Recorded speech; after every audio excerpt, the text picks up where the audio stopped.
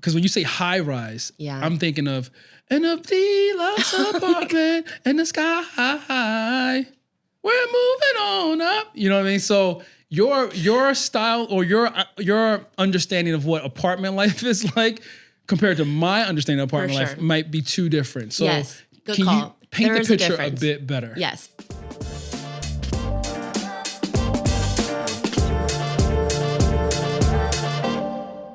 Welcome back to another episode of Inside Hilton's Head, where we discuss things that are just maybe on my head, in your head, things that you want to talk about as well, Molly. Hello. I got Molly Lee with me here today. Molly, how are you? Hey.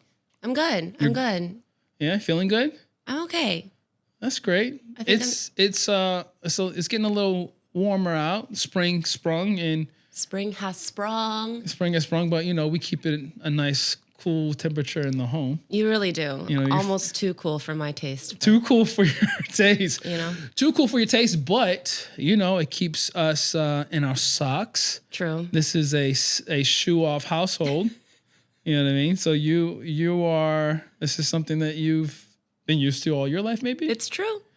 So it makes you feel at home.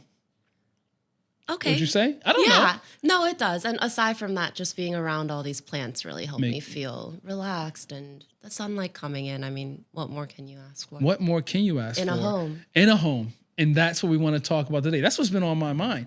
Molly, it is the question, what does make a home feel like home? True. We mentioned right there that maybe it's having your shoes off and wearing socks around the home remind you of that feeling of home. Molly, where did you grow up? I grew up in Seoul, Korea. That is not Baltimore. That is not Baltimore. Although I imagine if we talk about this, we will find some similarities between the two. Well, we're already talking about it, so let's dig in. Growing up, yeah, I was born and raised in Seoul, Korea. I was there until middle school, until 7th grade. I fully lived there, went to school there. And then I moved to the States in middle school. So before you came here,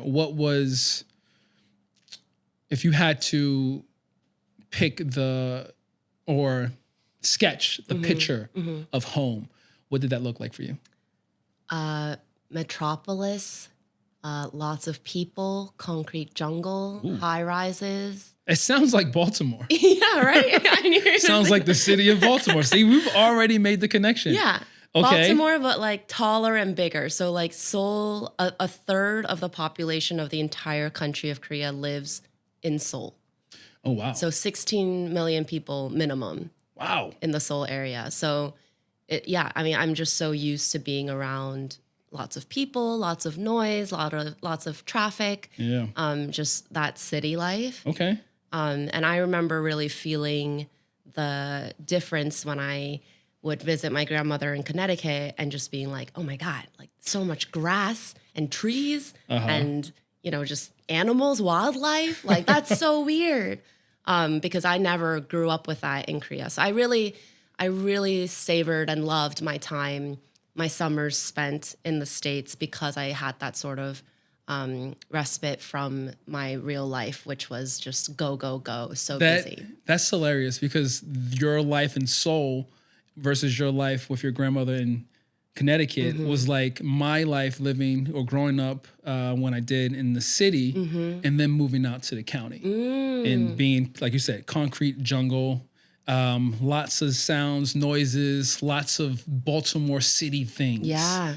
And then when I moved out to the county, lots of greenery, grass, animals, wildlife. I was like, there's a rabbit there. Yeah, me too. What? A rabbit? Squirrels everywhere?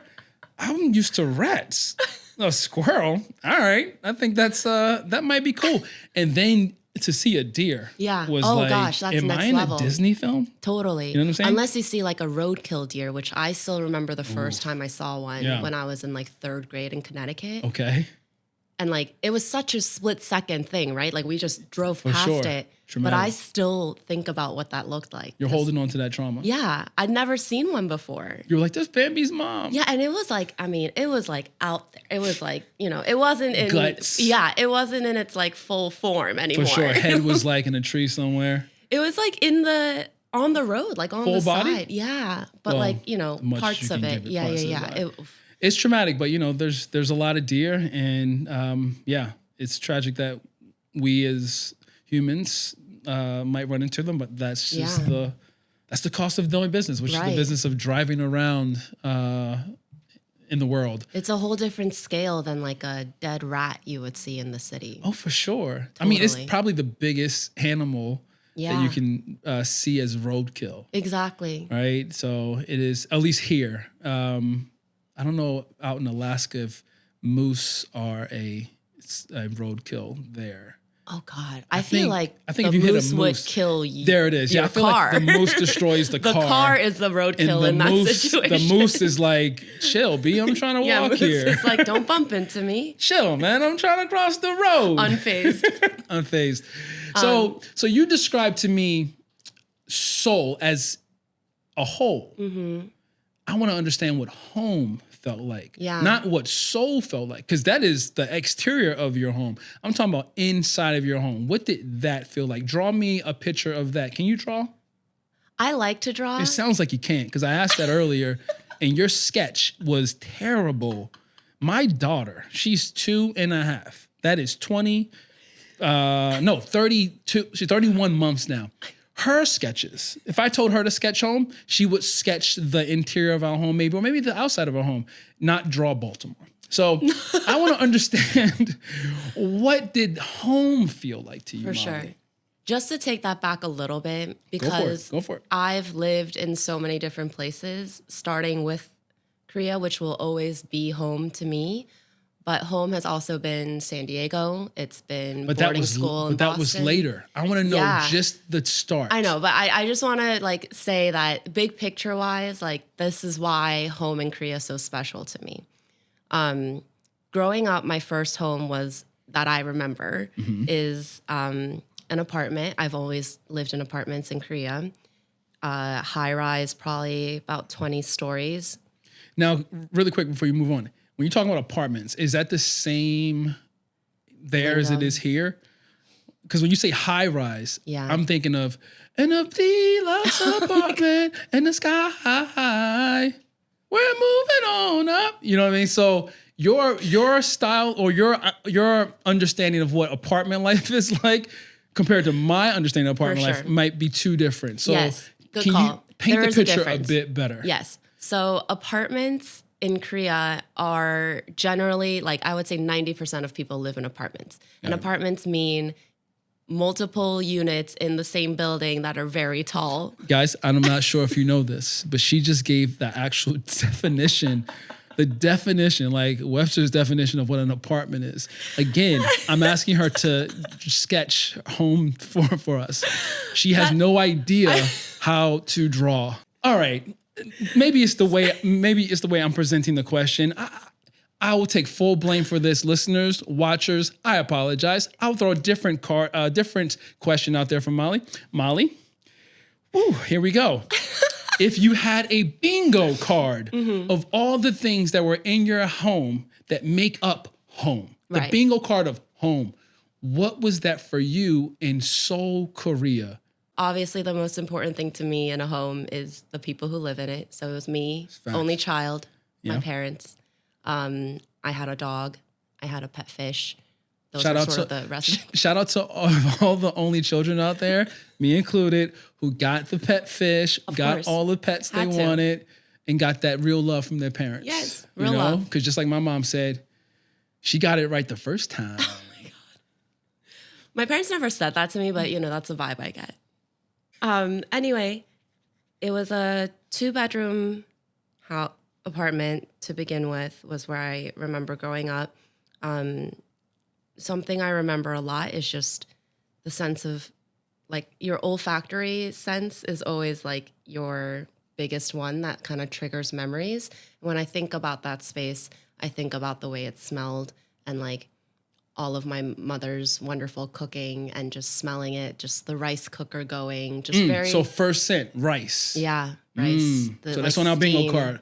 We got rice. Rice, for sure. We got your mom and your dad together on that card. Yeah. Okay, what's next? The temperature The temperature of your home is on your bingo card, I really Mollie? think temperature and humidity of a space, like it's something you feel without even trying to, you know? It's just like your entire skin and your body, like, For sure. is affected by it. For sure. I got a humidifier going. Yeah. I got the heat running for you a little bit because you feel like it's a little chill in here. Yeah. I'm trying to make you feel, again, at home. It always ran warm in my house. Got it. Yeah. Okay. And we've mentioned this briefly before, but a lot of Korean apartments are built with floor heating. Yes. Yeah. So I just remember, feeling just warm and toasty and cozy. That idea of floor heating sounds like a deluxe apartment. It's not. All of them the are like that. It's a traditional Korean It's a heating. traditional. So it doesn't matter where you are. Yeah. As far as Oldest houses Okay. were traditionally built with floor heating. Basically, you would have your kind of like in-ground stove with real fire in the kitchen. Got it. And then they'd create these clay tunnels under the Ooh. floor so that heat would transfer all throughout the house. I love that. It's brilliant. I love that. That's really cool.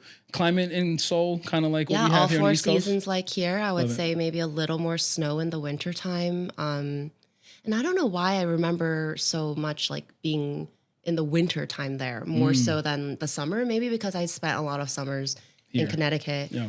But I just remember like just cozy vibes more than like hot summer vibes. Love that. So cozy. So we're seeing snow. Maybe snow's on your Yeah, snow's card. on there. And if it were the summer, cicadas in Korea are just so loud. Oof. And they're just ringing in your So your ears all the time. senses, you got the cicada sound. Yeah, You got the feel of humidity, dewy Definitely. on your face. monsoon season in the summer, Monsoon so season. really just Jeez. nothing's dry. Okay.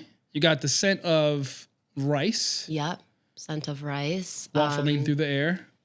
Yeah, So those things right now, at that point in your life, those are what home were about. yeah. And then you jumped around, like you said. Yeah, San and Diego. my parents got divorced when I was in high school, and all of that, division of things after that. sure. Which I guess in like a good sense, is like more homes for me to go to. So what I go back to now is very different from what I'm recalling. For sure. But there's still like the underlying factors of me being at my mom's and like the rice cooker and all of those things stay the same. So all those things really, do you feel, because when I think about the idea of home, I think of things that kind of center me, that make me feel Yeah. relaxed and at ease. Exactly. Are those the things that some of those things, and you can tell me about the other things that you're pulling from other moments in your life where you lived and you created a sense of home? Mm-hmm. Are those like that sense of home cooking, warmth, Yeah. things that relate to your childhood? Are you bringing those into your home today? Yeah, I am. I try my best. I think for me, because I went to boarding school for high school, my parents have always lived in Korea. I went to college in the Midwest. I bounced around so much. DC was the first home that I really created for myself. Nice. And I think in that moment, I was kind of like, oh, like I need to create my own space for the first time. Like, what does that look like? Sure. And I didn't realize at first how permanently I would be in DC, how permanently I would be in that space. But, one thing at a time, you start kind of gathering very organically what matters to you and what you like in your home. And then that creates the space and the atmosphere ultimately. But for me, I wasn't like, okay, like I'm going to go out and buy like all this stuff today. Mm-hmm. It was sort of over time that I gathered lots of things to create the space that I have created now. It's like plant collecting, right? Like although I will say there was a moment in time when I was like really trying to expedite that process of collecting plants and buying like way too many at once. I'm sure if anyone's listening to this, they're probably like, me too. Yeah. What was that moment? Was that like the big boom, as they say at this very moment, to 2016, 2017? That was right around when I started. Yeah. I had like 5 plants and I was like, this isn't enough. I need 50 Yeah. tomorrow. I was like all about the numbers, right? I had no idea what I'm doing, but I was like, I need more. But we won't yell at you about that. You found your way. I did. And I think I was forced into that because I ran out of windowsill space. You're like, shit, I'm done. Okay, yeah, now I'm like one in, one out situation. So I had to like be a little more careful in my decision making. Got it. Of what to bring into my home. But yeah, I mean, I'm sure this is a case for you, Hilton, and you can speak more about it. But at the end of everything, to have a special place, whether that's, you know, I've lived with roommates and partners forever, have that special space that's just yours. Yeah. Even if it's not an entire home, even if it's just your bedroom or whatever it might be, it's such a luxury. And I'm so grateful that I get to have that. And I try so hard to like give that back to my space by taking care of it and, you know, cleaning and organizing and making it an even more special place to me because, you know, when you're out in the world, when you're traveling, all of that, it's amazing. You experience so much and you're out there, but I only really appreciate that once I'm back home in my home base to be like, wow, like I did all that. And now I'm like all tucked in my little space and I can just be me and do whatever and just be comfortable. I love it. Do you feel that way?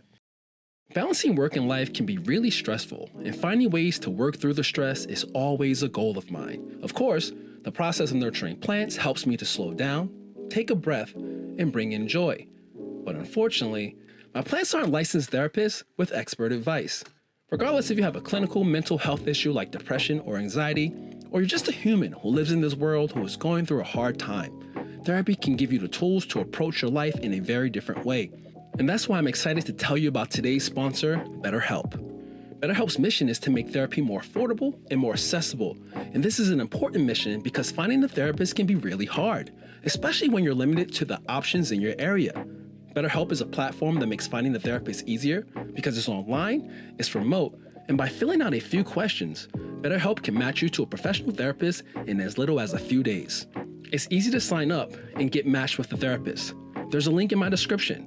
It's betterhelp.com/Hilton. Clicking this link helps to support this channel, but it also gets you 10% off your first month of BetterHelp so you can connect with a therapist and see if it helps you. And because finding a therapist is a little like dating, if you don't really fit with that therapist, which is a common thing with therapy, you can easily switch to a new therapist at no additional cost without stressing about insurance, who's in your network, or anything like that. Starting this podcast was supposed to be a little extra therapy for me, getting the ideas in my head out. Good to know I can always use BetterHelp just in case Mollie can't help me.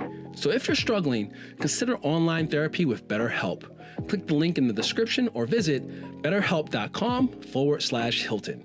Thank you again, BetterHelp, for supporting this channel.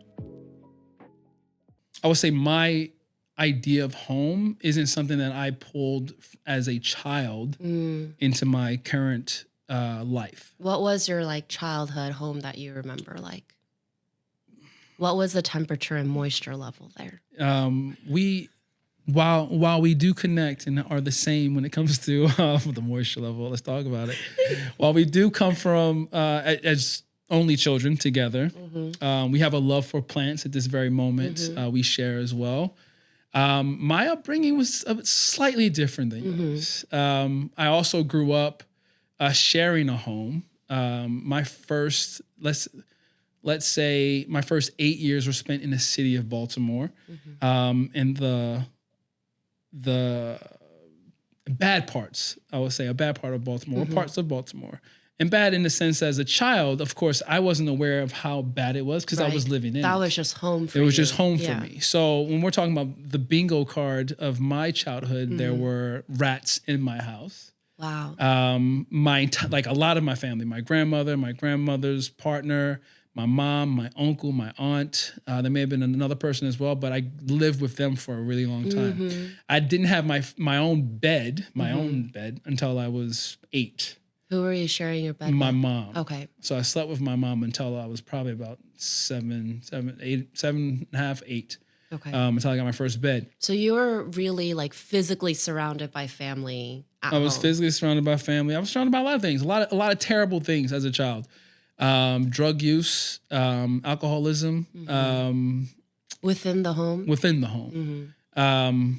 There was moments of will the heat turn on, or come back on? Will the lights come back on? There was a lot of that growing up. So as I got older, I understood that I made a note to myself to not want that to be something that I had ever reoccur in my home, Of let's course. say. But so reflecting on it, obviously now you realize so much of what was going on then. Yeah. When you were growing up in that space, were you recognizing what was going on, or were you kind of like, this is whatever? I mean, that was life to me and so many of my family members and others that lived in those it felt like neighborhoods normal, with me. like Yeah, just it was a normal. part of your, It was absolutely normal. Like I remember, I mean, like you talk about those vivid memories. I don't remember the scent of rice cooking in a rice cooker, but I do remember the taste of what a government grilled cheese sandwich is, or what it tastes like, and how difficult as kids. Because when I grew up, you were doing the things, like you were cooking food. Like I would never let my daughter do the stuff that I was allowed to do as a kid. So I was trying to cut slice a bit of cheese off of a big brick of government cheese, and the slices were always ugly, like chunky. You were a kid. And then holding a knife. I don't know. I was clearly holding a knife, and then trying to put that stuff like in an oven. Yeah. Right. And I remember like watching like what I call my aunt and my uncle who were around my age, we call like the March of Rats. Which you could just wait at a certain time at night, which probably wasn't even that late, 9 p.m., 10 p.m. And you would see them leave from behind the stove and go out the door. And it was just like, but when I'm watching this as a kid, I wasn't like, oh no, gross. I was like, oh, cool. Look at that one. Look at that. All different like shapes and sizes of rats.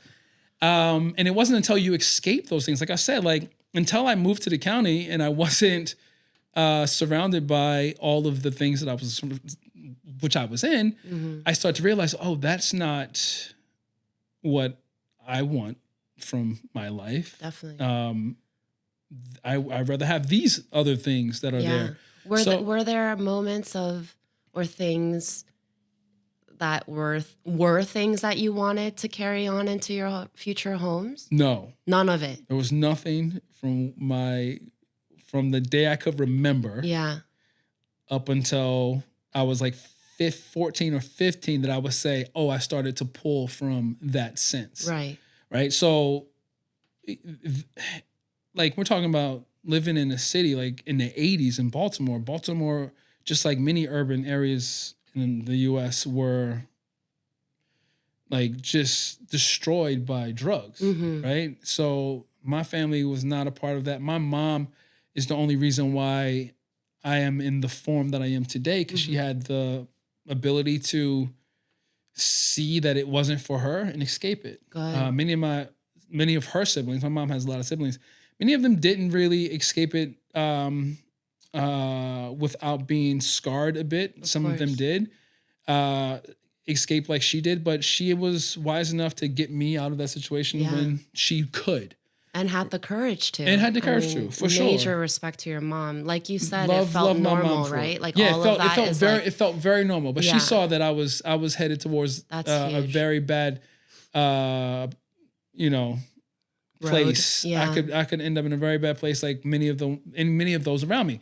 But yeah, I mean, there was like seeing death as a kid is not is not a typical thing a kid should see. And I'm not talking about your grandmother dying. Right. I'm talking about young people being shot or just murdered, right? Where you see a dead person. So these are things that I'm like, you're really putting my deer roadkill story into like shame here, but yes, it's all good. There's all different walks of life, and the craziest part of that is that, which I think is the beauty of life, is that you and I are here together. I know, right? Like we are on two different roads and paths, and then at some point we find ourselves on the same road together. How crazy is that? And it's a beautiful thing. Through these podcasts, we've learned so much of how we are so alike. Yeah. Even though we grew up so differently. Oh, for sure. Yeah. I mean, and that's kind of what it is at the end of the day. I think we all have a common sense of what we believe we want home to be, we want friendship to be, we want love to be. Yeah. Right. And for me, as a child, since I knew what I didn't want, it kind of helped me get a better sense of what I did want. For sure. So when I would go to a friend's house, and I remember, this is going to sound crazy to a lot of people who hear this, but I remember the first time I heard a friend's mom go, "Do you guys want dessert?" And I was like, "What the fuck is dessert?" And she was like, "Oh, it's this, like a cookie." I'm like, "A cookie? You can get cookies, like cookies just happen, but there's a time for it's like a name for this. Like after you eat dinner, you get a thing like this." The dessert course. The dessert course, man. I came home, my mom was like, "Who taught you dessert?" I was like, "I want dessert too." Who taught there needs to be. You're like, "I'm ready for dessert now." I remember, you know what? And so I was like, "I need dessert." And I remember going, and this is like, when I moved to county, that's when a lot more cultures enter my world. I had my first Japanese friend. I had my first white friend. And I remember going to my white friend. His name was Kenny. So it wasn't Mike. I think Mike was my first white friend. I'm going to start with Mike. Mike was like my first white friend that I went into his kitchen. And I opened up a cabinet. And I was like, "Are we at the grocery store? Like, what?" It's like fully stocked. Fully stocked. And he's like, "Yeah, take whatever you want." I'm like, "You mean any of this? I can eat?" So I'm about to go shopping right now. Take it home. My mom will be like, "Where'd you go to the store?" You're like, six boxes of mac and cheese and like shopping at Mike's Skittles house. But that to me, but when I saw that, I was like, this kid's living different than me. And I didn't leave there going, "My mom's not giving me everything she possibly can, and shame on my mom for not giving me this life." But I kind of knew what it was. Yeah. Understood his positioning versus my positioning in life. But I told myself, I want my life to be this. I want to look in my cabinet and decide on all the many things I can eat versus here's what the option. Have. Yeah, like here is the option, and you make something from that. Now, I will say those are the things that, and I'm talking through therapy about this. Those are kind of the things that kind of made me who I am today, because it pushed me to be better. Like I constantly have a fear of being poor. Like that was, and it's still there today. And it must be from when I was a kid of just seeing what poor was when I wasn't right there, facing it and seeing how the other side lived. And I struggle with that today, where I'm just like, I need to continue to be working, because if I work, even when it's slow, and my cousin said this to me yesterday, and I was like, dude, I love it because it's just hilarious. He said, "Slow money is better than no money." It's true. And I was like, best believe it. So I'm just forced. I'm like, feel like I need to continuously go, because if I'm going, I will never be broke. Yeah. So that's so great for me to have that context about you, because I know your go personality. I experienced it firsthand Monday through Friday, 9 to 5. Sometimes 9 to 5, weekends. hold up. Whoa. 9 to 5. So You're missing an hour there, buddy, or a half hour. Maybe you need to eat. Are you eating? Who said you could eat? I eat while I work. But yeah, I so see that from you, and it's such an admirable quality, but also could be, I just don't want you to burn out, and for that to happen, you have to find a sustainable relationship with you for sure and your work, which is extra difficult to do for you because your work is so much tied into your life, your home, your spaces. Like every aspect of it is like, it's not like you're just going to the office, working, and then coming home and you're done. Yeah, I've made my, like my wife likes to say, I made my hobby my career. You did, which is amazing and such an awesome thing. For sure, it's great. But when you have a hobby, that's kind of when you're like off and you get to relax and do the thing Exactly. that's bringing you joy. Sometimes that part of my life is work, Right. but I still feel very fortunate that those are the things that I consider work, because most of the time it does not feel like work. Definitely. But in order to do the things that allow me to give my kid and myself, my wife, the lifestyle that we have, and to continuously try to make sure that my family is secure, is to continuously work. And I feel that. But I have been, like I said, talking through it, I have been sleeping much better. I love to hear I've been that. giving myself. I've been on my sleep journey. Good. I've been on many journeys this year. Fiona's really inspirational for the sleep journey portion. She of is. this. She said, she "I loves her protect my sleep." right? That's it. You know, protect your sleep. So she's very happy about that with me. She's like, "Oh, you're coming to bed?" And I'm like, "Yes, I'm coming to bed." You're She's like, correct. "Aw." But yeah, so I feel like it's been a move in the right direction. And home for me now are all the things that are opposite of what I grew up around. That's what I wanted to talk about now. Home- It's like, home what to is me- home now for you? Home to me is kind of like what you grew up in. I want the smell of, to me, I guess that scent. Let's touch on some senses. That scent could be anything. Like that scent could be the smell. You know what that is? For me, the scent of kapal. Like that smell, burning, waffling in the air, brings me back home.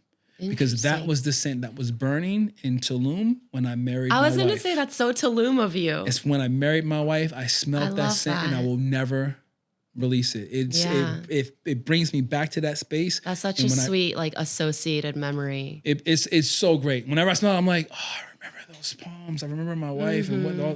I just remember that entire ceremony. So that brings me home. Touch, anything that is plant related, I would say nature related. Yeah. And I find that a lot in your spaces, like natural textures. I've tried to bring as many natural Yeah, textures like the into grains my of space. wood or, exactly, and that rocks. there wasn't a lot of that again when I was growing up. So Right. in my home, that's it.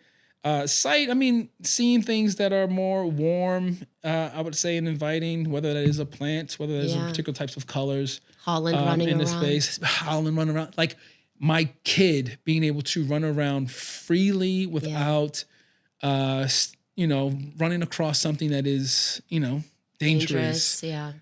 Never having to do the things that I had to do as a child or was put in position Or like watch out for. or Like, watch she out can for. just Exactly. be So free. violence in general, I'm going to try to eliminate that as much as I possibly can. Violence finds you regardless, but she's in a neighborhood that she's not going to just walk outside and possibly just, Right. lose her something life. terrible. Yeah.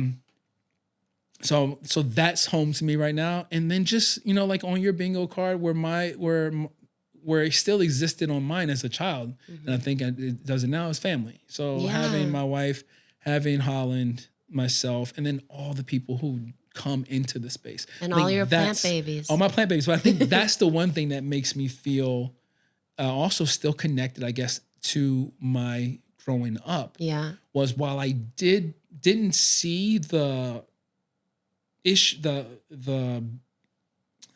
what I want to say, the ugly side of what we were living in when we were children, the thing that was really joyful and exciting about that time is family, because we had so many cousins and everyone would be in the Yeah. house and all this chaos. Like holidays were special because there were so many people. It's a calming chaos, Yes. right? It's so Yes. odd, but just that like chatter of sure. noise and like activity is For sure. so. And my family's loud. So when we're My getting family's together, loud, too. everyone's just like, I know. so I love when so that was the thing that I was like, I need to always make sure that we're bringing people together I love that. in the home, and turning it up. You I know mean, what you've made that space, you've made this space a really easy to gather space, because I still remember the first time I came here to do this with you and just immediately just going to the bathroom and like washing my hands in the sink and like doing a dish. Making and, yourself like, tea. just finding a cup. Like I'm not always like that in like any space.